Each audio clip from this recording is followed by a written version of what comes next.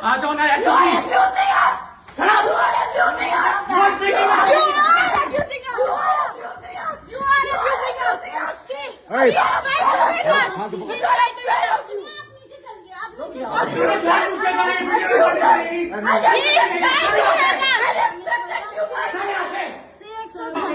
तेरी औकात नहीं है वो जहाँ से आया, पता तेरे को?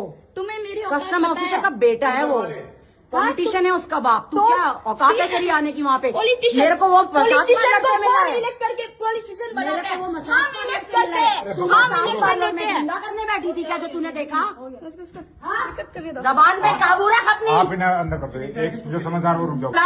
कि क्या आप बोला? देख रहे हो एग्रेशन इनका, ये सारा तमाशा आपके आगे हो रहा है। अगर ना मेरे इमेज पे ना आप तुमने ना मेरे इमेज पे कंडे बना ले चल। तो कहाँ भागे? तुमने मेरे इमेज के बारे में जो बोला ना, तुमने मेरे इमेज में क्या बोला? तुमने मेरे इमेज के बारे में क्या क्या बोला ना, वो सब देखेंगे। तुम क्या बोला? हम दारू पीते हैं। मेरा रूम चेक करो, एक भी चीज मिला ना उसके बाद देखेंगे। पीछे करके बात कर, देखा ना, उंगली पीछे करके बात कर, उंगली पीछे करके बात कर। चेक कीजिए, मैं चेक कीजिए, चल चल चल चेक कीजिए, चेक कीजिए। तो चल। आप